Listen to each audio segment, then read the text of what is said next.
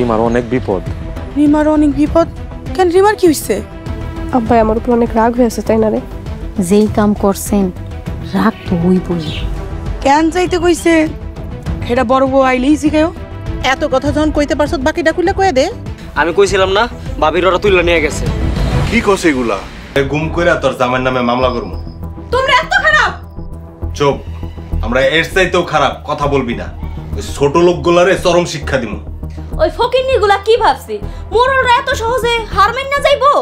আর হন, তোর কোনো ক্ষতি হইব না, তুই এখানে আরামেই থাকবি। মিনা, তুই আর যত্ন নিবি। হ আপা, এখানে আপনার কোনো কষ্ট হইব না। আমার আটকে আমার জামাইরে জেলে দিবি? আমি তো করে একটাটা ছাড়বো না। এই কোনো কথা কইবা না, যা হইতাছে তোমার আব্বার কথাই হইতাছে। তোমার আব্বাই তো তোমারে বন্দি করাইছে। আব্বাই আমারে বন্দি করতে কইছে?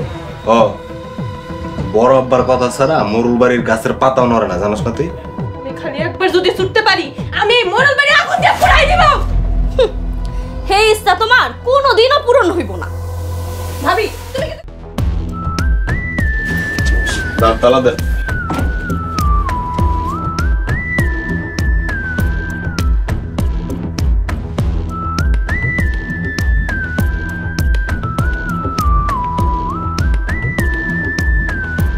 আপনি সারাক্ষণ পাহারা দিবেন। জি ভাইজান।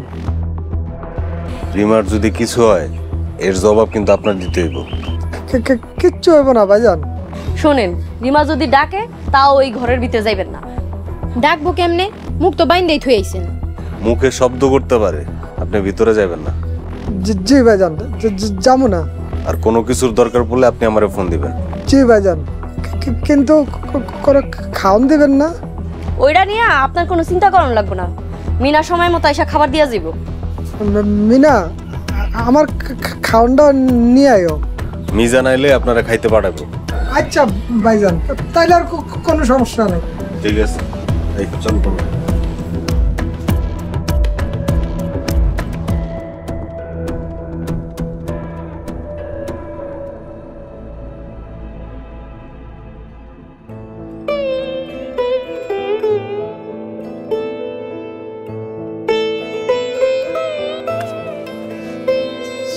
ছোটবেলা থেকে পাহারা দিয়া বড় করছি, আজকে বন্দি করে রাখতে হলো ঘরে।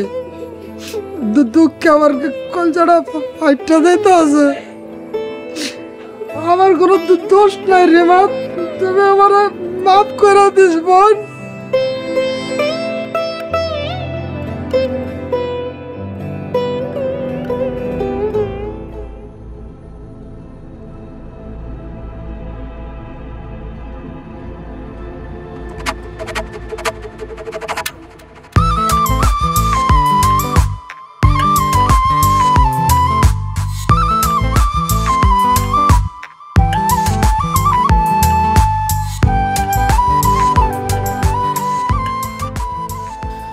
আমি তোমার জন্য ব্যয় হয়েছি, তাই রোজ রোজ তোমারে দেখতে আসতাম।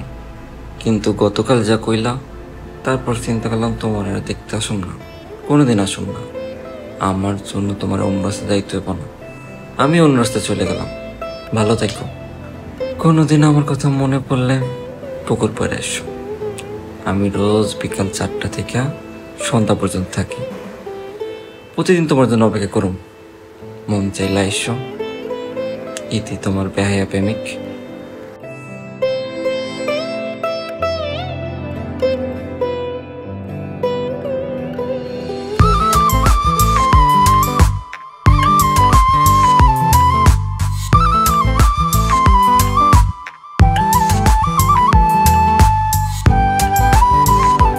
কাম মনে হয়ে গেছে আমার বিশ্বাস।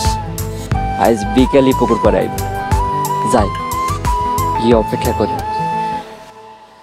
বেহায়া মনটা লইয়া তোমারে ভালোবাসিয়া আজ আমার ঘটিল জঞ্জাল।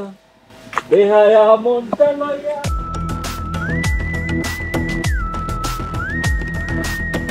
ভাই তুমি খালি আমার একবার কও, এখনই যায় মোরল বাড়ি উড়াই দিয়ে আহি। মোরল বাড়ির ওই কামের মাইয়াটা আমার অনেক জ্বালাইছে, আমার জীবনটা সারকার করে ফেলাইছে, এর প্রতিশোধ আমি লমু। ভাই কই যাইতেছো? ওই তুই জানোস না বাইশ যে এত বড় সর্বনাশ হয়ে গেছে? কি হয়েছে? তোর ভাবিরে তুইলা নিয়ে গেছে।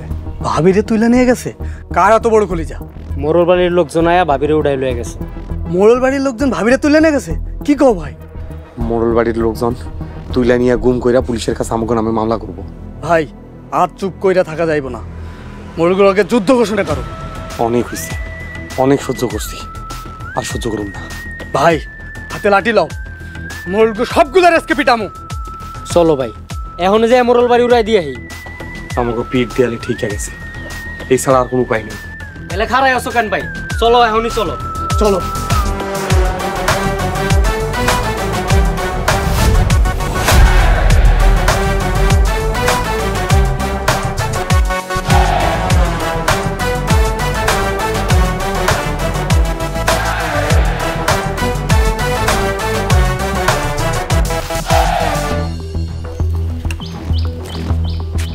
মাস্টার, মিজান আর সালামের জরিমানার টাকা কাটছো?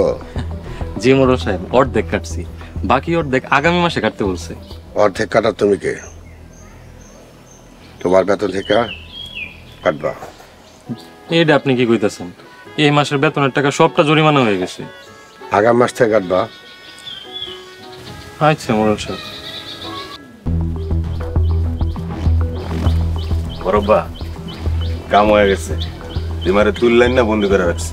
খুব ভালো করছো। এখন হবে নামে মামলা করো, ওগো জেলের ভাত খাও। ওগর বাঁচার কোনোই রাস্তা নাই, জেলে পুচ্চা মরবো। তারই মারে ওই লোকে রাখছো। বরব্বা, ও একটা ব্যাক কল, ওর সামনে বললে কিছু হবে না। তারপরও আমি কইতে চাইতেছি না বরব্বা। মাস্টার, তুমি একটু পাশে দাঁড়াও। মোড়ল সাহেব, না গেলে হয় না? মাস্টার। আচ্ছা, আসসালামু আলাইকুম।